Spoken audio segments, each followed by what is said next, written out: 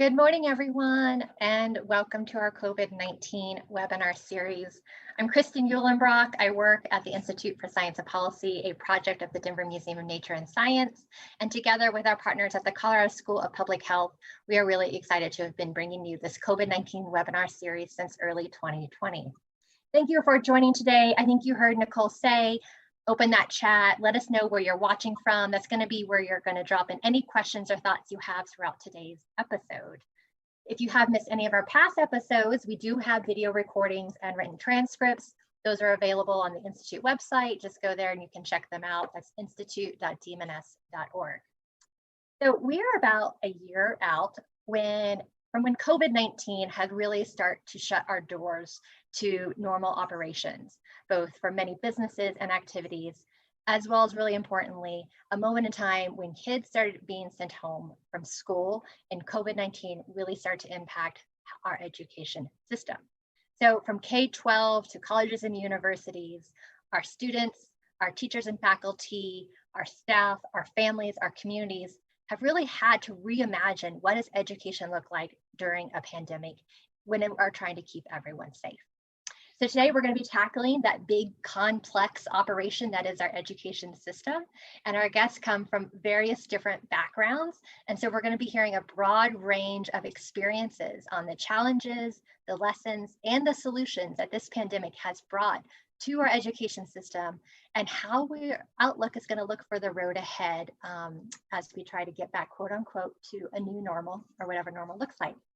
So today's episode 28 as part of this COVID-19 series. Yes, we've done 28 so far. And this is actually episode 2 as part of a 3-part mini series within that, where we've been talking about the road to new normal. In our next episode, the 3rd part of the mini series, we're going to be focusing on the future of business and culture, and that will be in 2 weeks. So I want to bring our guests into this conversation and introduce them real briefly here. First up, we have Rebecca Holmes. She is the president and CEO of the Colorado Education Initiative. She began her education career as a teacher in Denver's Cole neighborhood and is a proud alumna of Colorado's public schools. Previously, she was the Associate Commissioner for Innovation, Choice, and Engagement at the Colorado Department of Education. Good morning, Rebecca. How are you today? Good morning, Kristen. It's great to be here with you and thinking about the future for Colorado's nearly million K-12 students. Great. We're so glad to have you. Also joining us today is Christie Imholt. She is the Director of District Policy for Aurora Public Schools, where she serves as a key advisor to the Superintendent on accelerating progress towards the district's goals and objectives to meeting the learning needs of all students. Prior to joining APS in 2017, she spent a career in a range of education and policy roles, including teaching high school social studies, as well as working at the U.S. Department of Education, the White House Office of Management Budget, and in the Denver public school system. It's nice to have you here this morning, Christie. How are you? I'm good, Kristen. It's great to be here, and I'm really excited to talk with you and Rebecca and Landon about the future of education. Great to have you. And our 3rd guest is Landon Pirius, who serves as a Vice Chancellor for Academic and Student Affairs for the Colorado Community College System.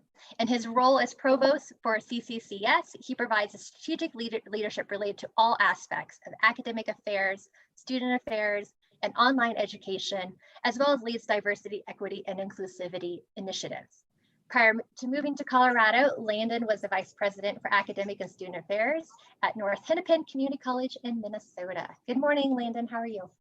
Yeah, good morning, and thank you for having me. I'm excited to be here. Great. We're glad to have all 3 of you. So just as our audience aware, this is going to be a full discussion for the next 45 minutes or so. So we want to hear your questions and we'll try to work them in as we go along. But I want to start with just an opener for all 3 of my guests to just tackle. Today's March 10th, 2021. Many of us are thinking about kind of a year ago and where we've come, but I want you to be very much in the moment. And you woke up probably not too long ago because it is only 8:30 here Mountain Time. And I want to say, when you wake up on a day like today, what is one of those 1 or 2 most pressing issues that you're currently thinking about as it relates to education and through the lens of how you work? And I'm going to start with, how about we go with the order I introduced you? So Rebecca, Christie, and Landon, why don't you just give us a few of your thoughts here? Sure. Well, you're looking at a group of people here who think about education all day long, so we probably don't think about things that normal to other people, because it's a pretty all-encompassing body of work to do. You know, I'm really thinking about the fact that at CEI, we have one foot in the current state and improvement efforts in education. We work in about 54 districts across Colorado, and another foot in the innovation space. We were founded in many ways to be the R&D arm to Colorado's education system. And in our innovation space, we had folks last year calling from all over the country saying, no one ever wanted the pandemic. No one ever wanted this kind of disruption to schools or trauma for families and kids. But we were waiting and sort of desiring a demand creating event for innovation in education, that there'd been good ideas that didn't often take hold because of a number of features of our education system, including our own collective memory about, well, it worked for me, or it worked for us, or it's always been this way. And so, you know, folks who called all last year saying, this is the innovative moment we've always wanted, we think we're actually a little out of step with folks like Christie, who have the big job of actually running a pre-K through 12 school district day to day. Last year was the year for emergency response, for sort of, you know, duct taping the thing back together and pivoting on a dime. This coming school year is where we really have an opportunity to rethink all the things we've done for a century in education, and respond differently, to interrogate everything from grading policies to seat time. And it's hard to make space to do that, but that's really where I'm drawing excitement and inspiration about 2021. That's great. It's interesting, Rebecca, actually, we're, I think, in some ways operating in that same space, right? We both have, as a school district, waking up this morning, it's, okay, what are the immediate things? We've got, you know, another few months of school left. How do we make the most of it? How do we make sure we're maximizing student in-person learning and maximizing that impact for our students? And so it is really the day-to-day. But this is also the time of the year where school districts are planning for next year and really thinking about next year. And so, you know, all the questions of what should it look like next year? What is the new normal? And what do you keep from this year? What do you keep? And what are the new needs going to be for our students, right? We have lots of questions around, you know, what are families going to want come the fall? Are there some families who are going to say, we really want more online learning? This has worked really well for me or for my students. And what are our students going to need who are coming back, right? As they kind of readjust and recalibrate as to what their school experience is. So we're kind of in this both and of how do we continue the work for this year, and how do we plan and think for next year so that we can meet those needs. Well, the advantage of going third is I get to hear the other two folks say what they're going to say and maybe just say ditto. We are in that weird space as well in the community college system of trying to figure out how do we end our spring semester, and we have summer classes as well. So we're thinking about summer and fall, and what does that look like? But the piece that I woke up thinking about today was it's one of the first days of registration for the fall semester for most of our institutions. And so we start looking at enrollment. And one of the big questions I have is who's going to show up? And I don't just mean how many students, I mean who. And hopefully I'll have an opportunity to talk a little bit more about some inequities that we've seen over the pandemic. But we've really seen a drop in the number of low-income first generation and students of color across our system, which are the primary students that we serve. And we're just greatly concerned about the widening gap in terms of access to higher education and in terms of success in higher education. So when I look at today's numbers and the numbers going forward and who's showing up, I'm really concerned about what we're going to see by the start of the fall semester. And where we're going to be. So in addition to thinking about how are we going to teach our courses, are they going to be remote? Are they going to be online? Are they going to be in person? All of those sorts of things we're planning for. But the big question in my head is who's going to show up, because we've seen a lot of people not show up in the last year. So. Great. So I'm going to have to pick up on all of what you said there at the intro, all three of you. And we will get to there both from the inequities that we've experienced, some of the innovation in the future. But I actually want us to take that reflective look, right? Because we can't understand where we are without having some reflection and learning from the past and what we've lived through and what we've gone through, both good and bad. So, it has literally been a year of adaptation in so many ways for us individually, personally, in so many walks of lives, but definitely through the work that you all do. I want you all to maybe share with me what has been an example of where you think we have struggled through adapt, whether it's through the community college system or education system. And we'll take the positive side of this too, but I want to hear from you, where have we really struggled to adapt? And Landon, why don't I go reverse with you? Why don't I kick it off with you first? Okay, so I will talk a little bit about instruction, and for us, there's a belief that we just moved to online. Well, we did not move to online. We moved to emergency response instruction, which is very different from online instruction. Online instruction is deliberately designed and delivered by instructors who are trained to teach online to students who want to take classes online. And we were in an environment where everyone had to move to some level of remote instruction. And we had instructors, our faculty, who 75% of them had never taught online or had any experience teaching in an online environment. And 75% of our students had no desire to take a remote online class. And so where we've struggled over the past year, and I think we've done well adapting to an emergency response instruction environment, but we have not, we are struggling with how much are our students learning? Are they meeting all of the outcomes for the courses?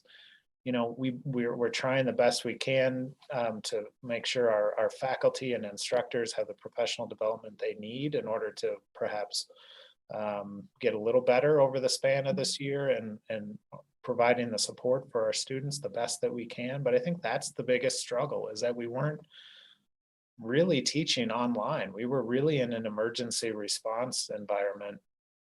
And we had to bring people up to speed. We had to provide access to technology. We had to deal with a lot of outside issues that we typically wouldn't have had to deal with. So again, I think in some sense that's a success because we were able to do it. But in another sense, we're very concerned about what is the impact on student learning when we return to whatever normal looks like in the fall or whenever that is. And so that I think has been a struggle for us is the instructional side and ultimately the student learning side. And we feel like we've probably taken a hit in that area at our colleges.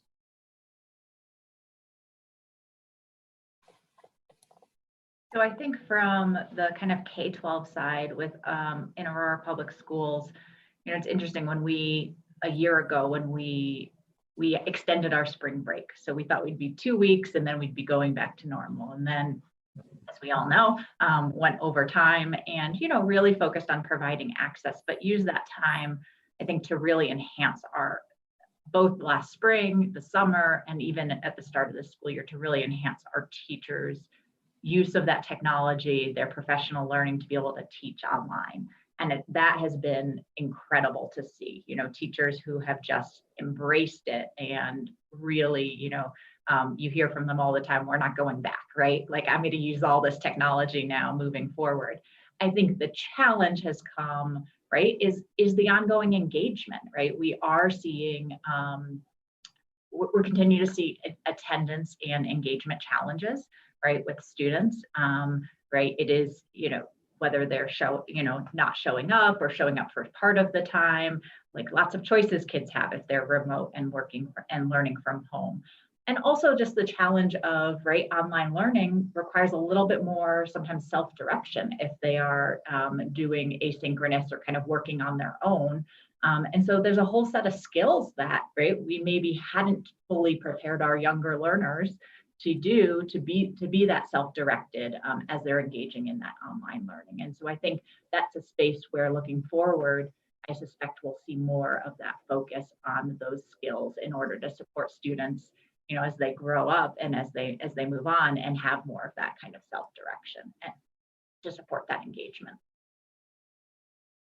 I'd offer sort of an out of the system addition to this, which is, I think, and there are wonderful exceptions to what I'm about to say, but I think in general, we saw pre-K through 12 fail to acknowledge the assets and capabilities of families. And so we have a tendency, sometimes at CEI, we call this fortress schools. We have a tendency to lean into this design and education that makes us feel like we have to do it all ourselves, and doesn't necessarily acknowledge that all kinds of families are capable of supporting some kind of learning experience for their children. And I spent the first half of my career teaching in and running schools that were 90% free and reduced lunch, 90% kids in poverty, largely immigrant. And I was reminded all the time that with the right scaffolding and support, parents of all kinds, of all demographics, can be the best possible support for their kids. And we didn't, I don't think, quickly enough pivot to recognize that. And we kept thinking about how do we deliver education to kids, as opposed to how do we tap into the assets of families and the other assets of communities that can be activated in this time. The older child response to that is thinking about what kids can do on their own when they're passionate and a little bit supported. We don't have great mechanisms in our system for recognizing the competencies, skills that kids gain when they take a job or when they pursue a passion on their own. And I think we're going to see, I hope we'll see changes in our system that both recognize the power of families and the possibility of older students to lead their own learning. So picking up on that idea of families and just taking the flip side of this, right? Where did we knock it out of the park with, this massive change that happened to us, so many challenges, so many problems that we've witnessed, but I'm guessing we've seen, particularly now with a little bit of some hindsight behind us, where we really excelled during this past year. Rebecca, why don't you pick up from there? And then Christie and Landon, feel free to add on to anything else you want to share. I do think my colleagues should probably answer this first because they're the folks who've been excelling, right? I mean, the nature of CEI means we're one arm's reach away from folks who are doing the hardest work. I think we've been reminded of the absolute heroism of many of our educators. We saw teachers figure out how to do all sorts of things, including, I talked to a teacher who said, I teach with 3 screens open because I know I have 2 kids who don't have childcare. And so I am the eyes and ears into that home. And so we saw schools and educators fill in gaps that they were never designed or trained to fill.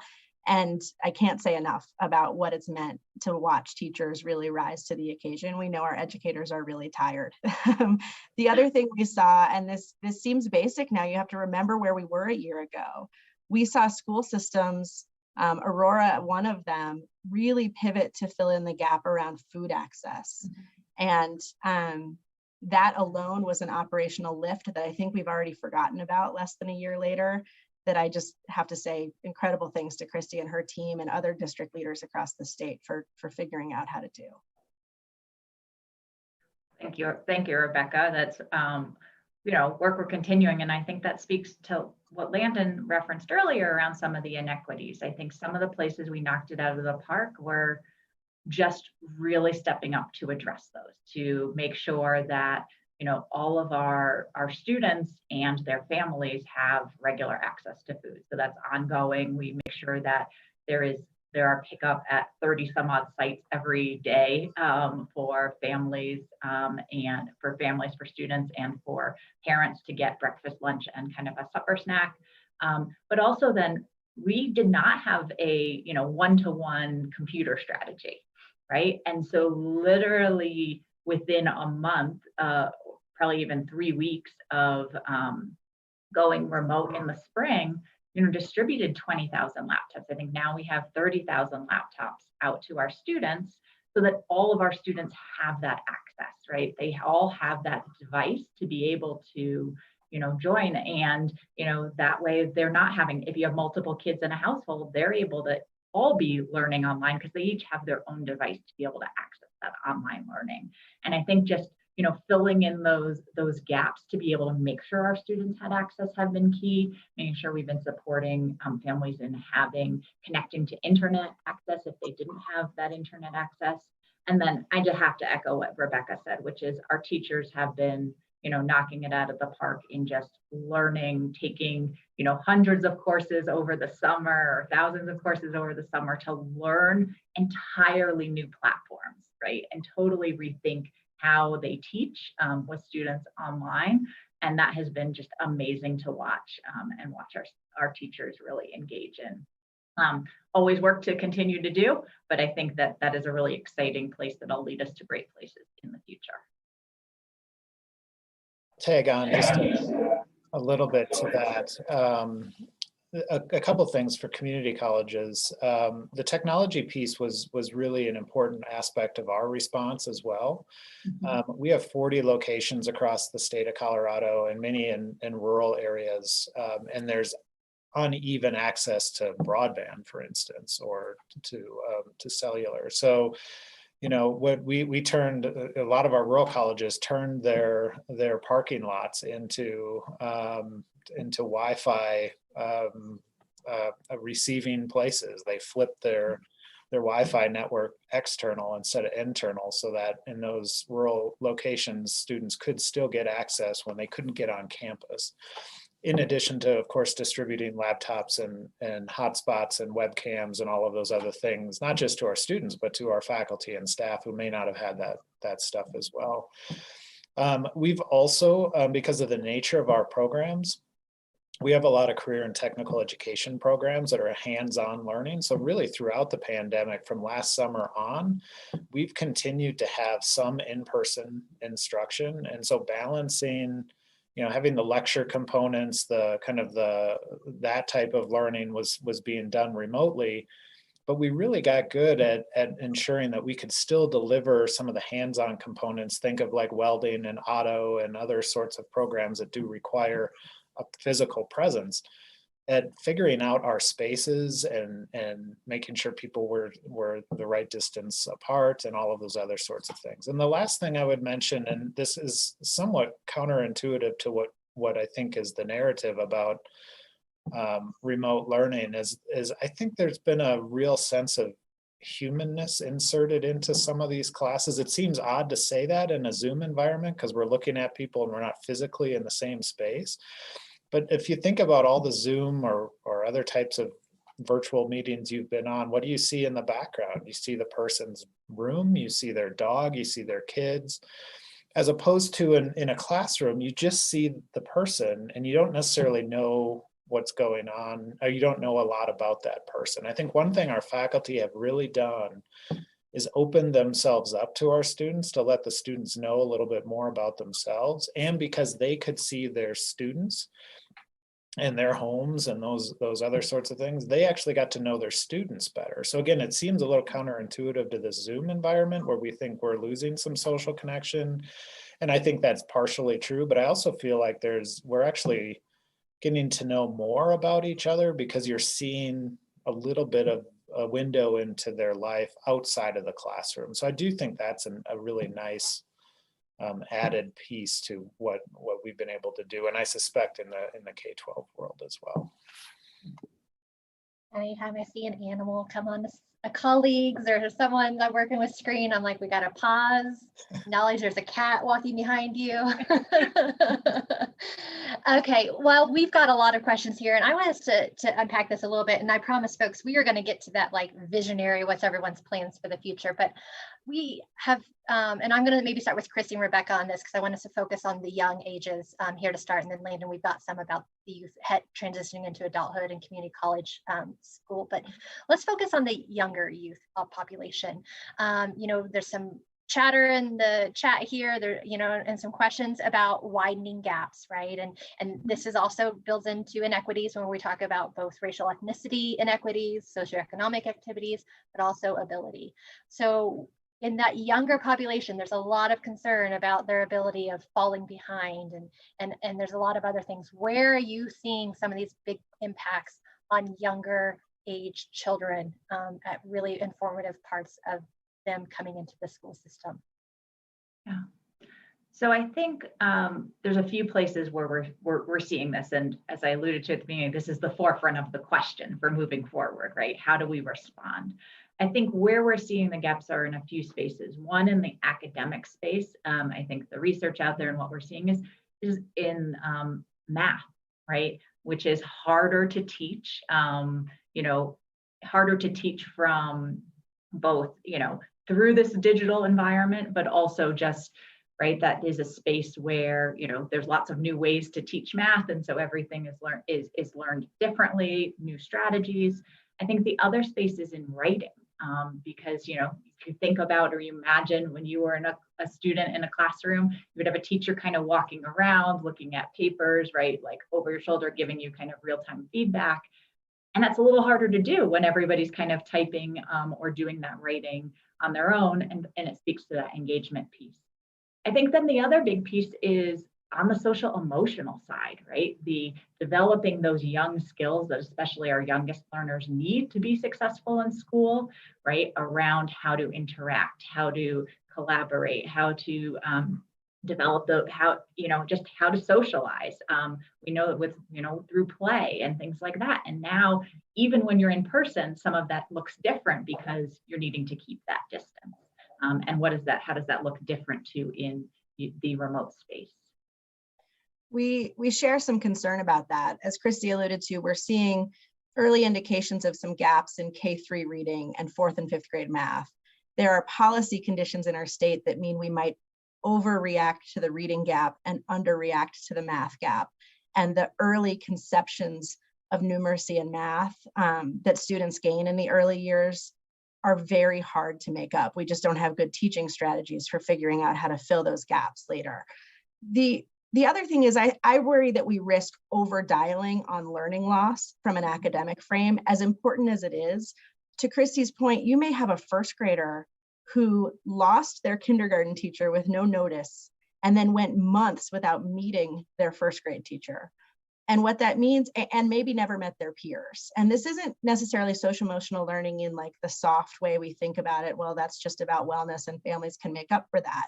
Those are critical to how young learners make meaning, learn about themselves, cognitively develop. We know the brain science about young learners through the age of 8. And we really have some work to do to make up for that.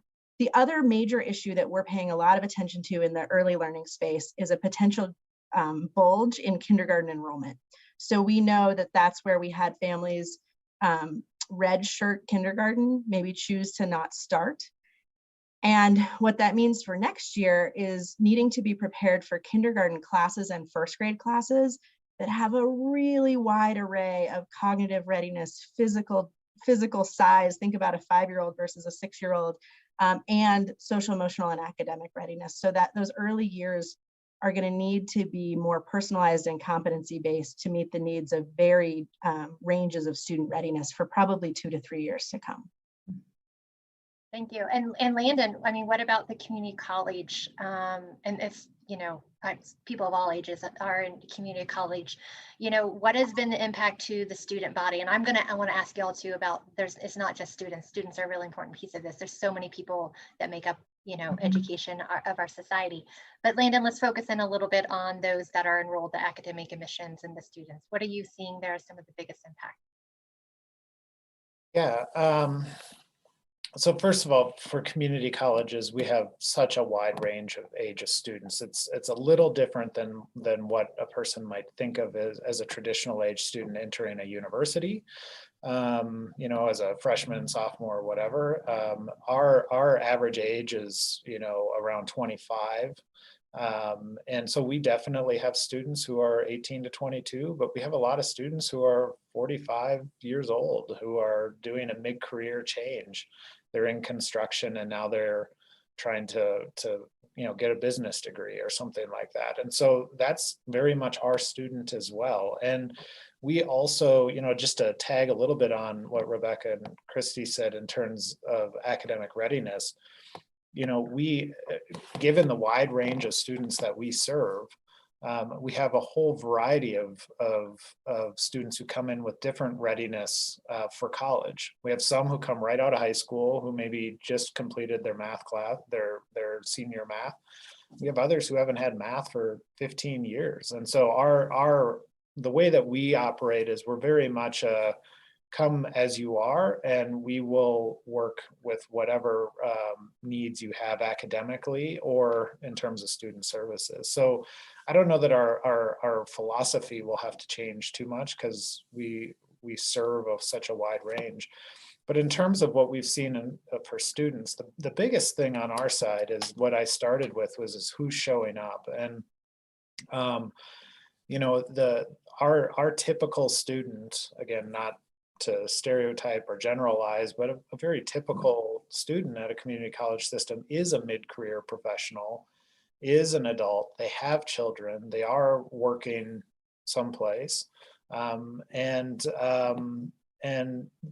often where they're working is in sectors that were hit hardest by the pandemic: hospitality, food service, other types of areas that might have been hit hard. And so what we're seeing, I think the biggest impact for us is that we're just not going to have students who, once they get their vaccine, are like, I'm going back to college. That's just not who our students are. They're going to have to write their personal ship before they can make a decision to come to college. They may have to find new employment. They may need to make sure that their family life is stable enough and their children are back in school or whatever. They may need transportation technology, food insecurity, housing support, other sorts of things that all need to be righted before they can say, I'm going to go back to college. And that's a very typical experience for a community college student, a little different from perhaps our vision of a university student. So how we react to that is we need to be able to adjust the services that we provide, have additional support on the financial side, both in terms of financial aid and in terms of scholarships that we can get through foundations, ramp up our food support, even some housing support, even for colleges who don't have residential life. So there's a number of things that we feel like we need to be able to ramp up outside of the classroom in order to support our students and help them as they eventually come back to us, whether it's this fall or next fall. And that's where our biggest challenge, I think, will be, is how do we make sure that we can support our students outside of the classroom so that they can be successful inside the classroom. Yeah, I appreciate that, Landon. You know, when we're thinking about the challenges and this disproportionate impact that the pandemic's having, we've been talking about it through the health side, through COVID side, science side, business side, impact side, right? It's definitely happening in our education system too, right? And it's very promising, as someone who doesn't live and work and know much about the education world, to hear, you know, I mean, this when you think about education, it is this full integration of how do you support people outside of just, it's not just here at the community college, it's not just here in the classroom, quote unquote, a public school, but it's that kind of whole person, whole lifestyle. I think that's, for someone who doesn't live and work in that environment, to me, understanding, right, that's how we have to think about people. That's how we have to think about children. That's how we have to think about society, right? Is that whole. And there's not really, I didn't really have a strong question on that, other than like, this is a really good conversation. I think we could spend a whole episode talking about how do we do that, particularly when we're trying to shift and focus on where we're seeing disproportionate impacts, right? And where's the most need given. Anything that anyone wants to add to that before I pivot off of talking about some of the inequities that we're seeing? I'll just kind of leave that open for a minute before I shift off that, because it's such an important topic. So I don't want to not give it enough airtime. I think something though that Rebecca, talked about from just the asset focused piece as well, right? That even though yes, there are areas we're focusing on in terms of learning loss or social development, I think we also have to remember that there are a lot of skills that our students and knowledge that our students gained throughout this pandemic and through this year, whether that's technology or just exploring new things that they were really interested in. And so part of this is also going to be about us figuring out how do we help students bring those assets and continue to develop them, and we build off them so that we're not just coming with this kind of deficit mindset. The other very human piece of this, Kristen, is about trust. We saw places where, you know, there's folks, futurists will tell you we have, as a society, waning trust in public institutions. We saw places where there was enormous trust in the school district and or the school or the teacher, and that has been what has gotten people through. And we saw places where there was some unfortunate, really trust eroding behavior, particularly for families and kids of color who were also experiencing 2020's racial reckoning. And if you showed up in a classroom where nobody was prepared to talk to you about that or create space for that, we've seen families really start to question what that trusting relationship is. Do I trust that my teacher, who I love, is supported? Do I trust that my child will be seen and recognized and appreciated the same way as their peers? It's a hard thing to move people through, but I think it's been the human emotion that has made a difference one way or the other in how communities have responded and weathered this storm. Landon, anything else before I shift the direction a little bit? I'll let you shift. Okay. I have a question here that is actually somewhat semi-related, but is a little bit of a shift. And then we're going to move into kind of those major transformational innovations we've seen. So Rebecca, I actually want you to maybe speak to this because when we were talking earlier in advance, right, the role of families and the voice of families. And one of our guests, Anna, was curious about how does the voice of family, how is that being included in major decisions when it comes to returning to school, when it comes to the education of their children? So, you know, I think, and Christie, I'd be curious if you agree with me on this, that this is one of the biggest sea changes we saw that will have lasting impact in education, is that the power balance between families and young people and schools really shifted. All of a sudden, families and young people had a whole lot of choice about how they showed up and whether they showed up and what they chose. And I saw a question in the chat about enrollment in full-time private online schools or district, you know, sort of the online schools that have existed for a long time. We know that enrollment went up statewide by about 40%. Families exercised choice in all kinds of ways that they might not have before. And in some ways, the system wasn't built to respond very well to that. We saw schools put out discipline policies that said silly things like all remote learners must wear shoes. Well, no one actually cares if your kid is wearing shoes. That's just this sort of system, this response that's built into our systems to try to exercise control. And I think if anybody wanted to study one thing, at least in the K-12 sector over the next year or two, it will be fascinating to watch how this balance is renegotiated. We know that, Christie alluded to this, possibly as many as 15% of families in large systems are going to say, there's something about a remote or a hybrid experience that we want, and we're not willing to say our choices are only 100% online or 100% bricks and mortar. And we have a set of policy conditions in Colorado that allow families to really lead with where they put their time. And it's, I think, going to be incumbent on our sector to figure out how to respond to that. I think Rebecca's right. I do think this is both a place where we've seen change and will continue to see change. Because if you think about, and in Aurora, we were primarily remote for most of the fall and obviously last spring. And so what suddenly changed was, you know, it used to be, okay, once the student comes to my classroom or shows up in school, right, then it's between the teacher and the student, right, the learning, and then the parent may be brought in. Now it's really a triangulation, right, because the parent may be in the class if the student is remote, or the parent is the conduit for helping make sure the student is set up, right, and is accessing what they need to for the remote learning. And so it really became kind of this collaboration. And I think that this is a space where our teachers have flexed and adjusted, and there's still an opportunity to really continue to strengthen that. I know for us in Aurora, we have about 160 different languages spoken with our families. And so we had to really pivot and think about how do you strengthen that communication? And so how do you have more of that? We now have an app that we use to be able to allow teachers and parents to communicate back and forth in over 100 different languages. That's going to really support. And I suspect we'll see that continue because that creates that direct communication. I think as we go ahead, one of the things as we think about next year is really hearing from our families and parents, what does your student want, as Rebecca alluded to? What is the kind of experience they're looking for? And what are they seeing at home that their student needs, right? So that we can be prepared when students come back in the fall to be able to respond to that. Because as Rebecca said, they have insight that we may not necessarily have if a student's been remote the entire year.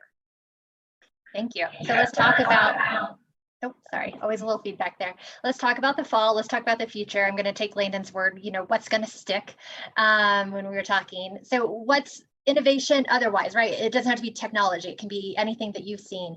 What is transformational? What's been good? And what is here to stay? And Landon, why don't you kick this off? And I want all three of you to provide something to this conversation.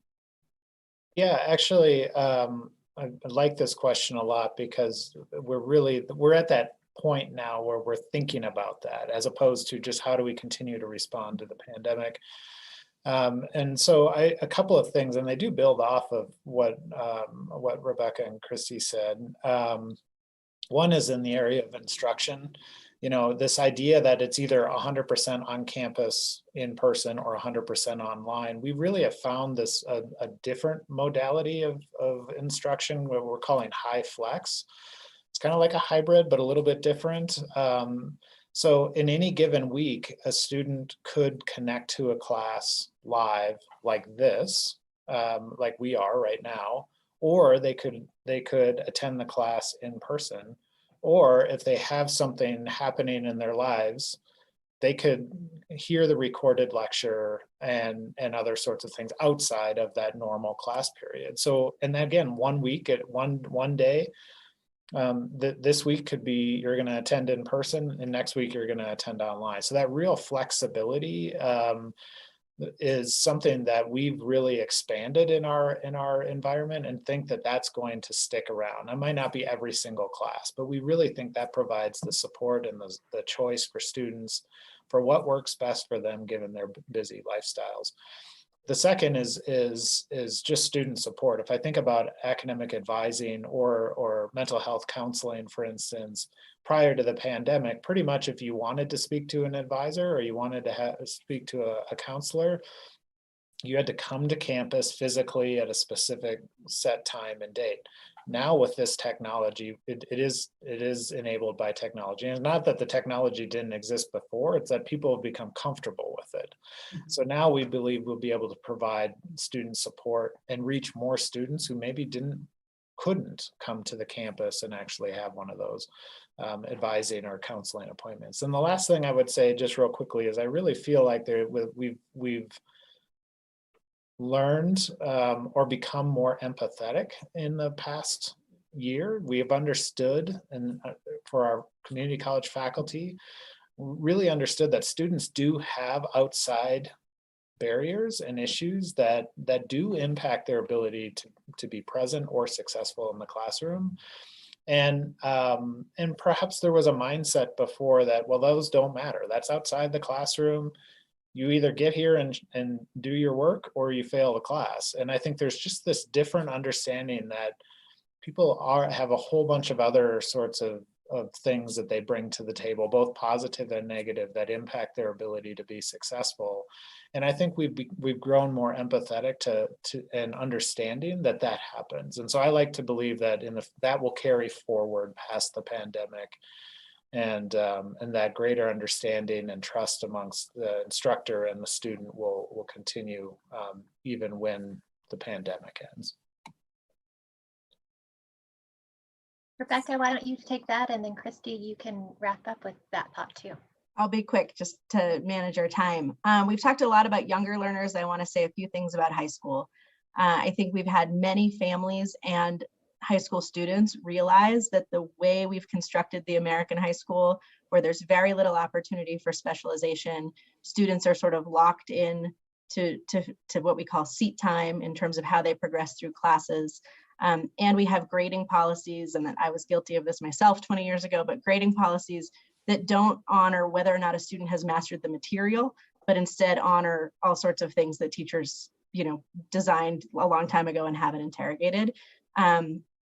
I think, and particularly what we know about this generation of young people, we'll see a lot of change to how young people demand some kind of personalization, demand more personalized pathways to a high school degree, and demand hybrid experiences that leverage what Landon does and what universities do to close some of the silos between high school work and higher ed. I would echo everything Landon and Rebecca said, and I think you'll see this, even though we've been in this digital space, and you'll see that continue. I think there will be that increased emphasis on relationships. I think, we know that that is such an impactful piece of student success in school. And I think we've realized that those relationships are even more critical and more important throughout this time, whatever those relationships are, whether they're teachers or family or community members. Thank you. That was you all provided actually a really nice, I think, ending to this thing. And yes, everything that you all said, and I can't agree with you more how important relationships are at all walks of life. And I think the pandemic has highlighted the value and importance of that human connection that we were talking about. This was a joy of a conversation. I learned a ton. Thank you all so much for what you do. Thank you for giving us the time this morning. It has been a great pleasure having you today and getting to meet and talk with you a little bit more about this huge topic. I think we hit on a lot of good areas. So thank you for joining me today. Yeah, thank you. Thank you. Thanks, Thank you. Great. And thank you to our audience. As people notice, we did not have a university person on here. 45 minutes goes fast, even with this wonderful, diverse group of experiences that we have. So we did our best. We didn't cover everything, but I really enjoyed this conversation. Hopefully you did too. Thank you for joining us today. As a friendly reminder, we'll be back in 2 weeks on March 24th. We're going to be talking about the future of business and culture.